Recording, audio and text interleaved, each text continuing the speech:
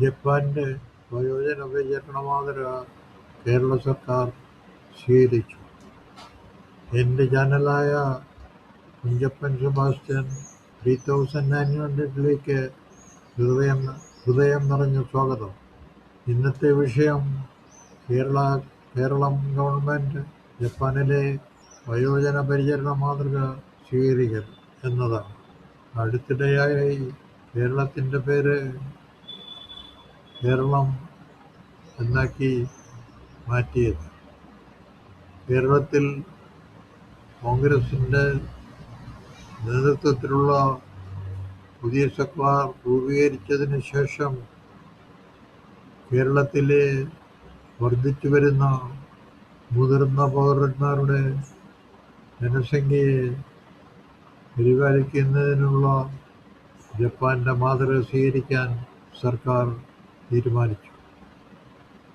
Japanese model ആരംഭിക്കുന്നതിന് മുമ്പ് Japanese model സ്വീകരിക്കുന്ന നമ്മുടെ മുതിർന്നവരെ പരിചരിക്കാനുള്ള ആശയം പൂർണ്ണ ഹൃദയത്തോടെയും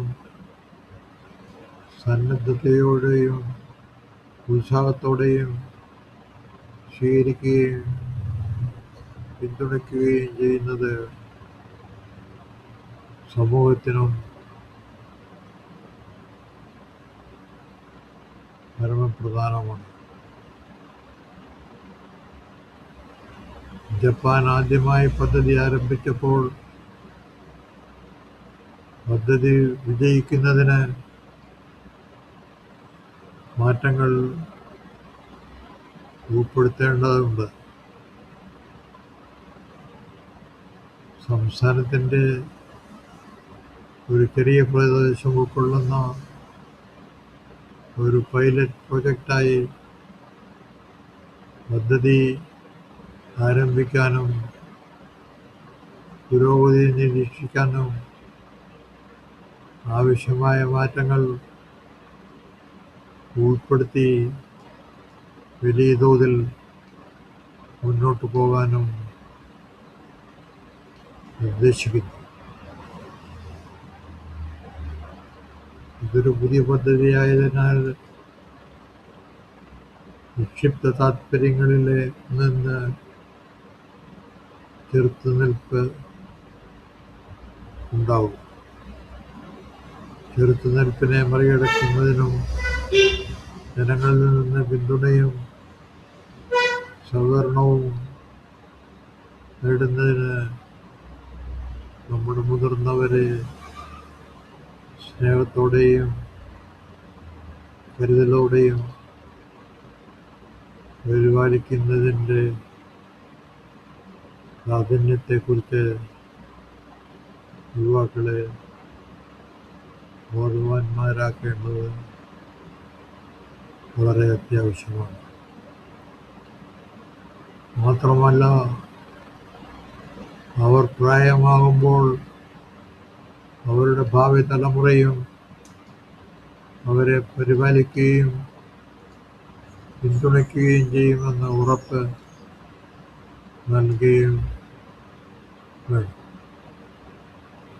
നമ്മുടെ വൃദ്ധരായ മാതാപിതാക്കൾ നമ്മുടെ സമൂഹത്തിന് ഒരു സ്വത്താണെന്നും അവരെ പരിഗണിക്കരുതെന്നും അവർ ജീവിതത്തിൻ്റെ വിപുലമായ ഘട്ടത്തിലെത്തുമ്പോൾ അവരെ ഭാരമുള്ളവരും ഉൽപാദനക്ഷമതയില്ലാത്തവരും ബുദ്ധിമുട്ടുള്ളവരുമായി കണക്കാക്കാതെ സംസ്ഥാനത്തെ യുവാക്കളെ ബോധവാന്മാരാക്കാനും കൂടാതെ അവരുടെ കഠിനാധ്വാനം, അർപ്പണബോധം, ത്യാഗം എന്നിവ കാരണം നാം നമ്മുടെ ഇന്നത്തെ സ്ഥാനങ്ങളും പദവികളും നേടിയെന്ന് നന്ദിയോടെ ഓർമ്മിപ്പിക്കാം. അതിനാൽ നമ്മുടെ പ്രായമായവരെയും മുതിർന്നവരെയും അവരുടെ ശാരീരികവും മാനസികവുമായ ആരോഗ്യം അങ്ങേയറ്റം സ്നേഹത്തോടെയും പരിചരണത്തോടും കൂടി പരിപാലിക്കുന്നതിന് നമുക്ക് പരമാവധി ശ്രമിക്കാം. ഈ അവതരണം നിങ്ങൾക്ക് ഉപയോഗപ്രദമായിരിക്കുമെന്ന് പ്രതീക്ഷിക്കുന്നു. അങ്ങനെയാണെങ്കിൽ ദയവായി എൻ്റെ ചാനൽ കുഞ്ചപ്പൻ സെബാസ്റ്റ്യൻ 3900 ലൈക്ക് ചെയ്യുക, പങ്കിടുക, സബ്സ്ക്രൈബ് ചെയ്യുക. കണ്ടതിന് നന്ദി. മറ്റൊരു പ്രധാന എപ്പിസോഡുമായി ഞങ്ങൾ വീണ്ടും കണ്ടുമുട്ടുന്നത് വരെ വിടാം.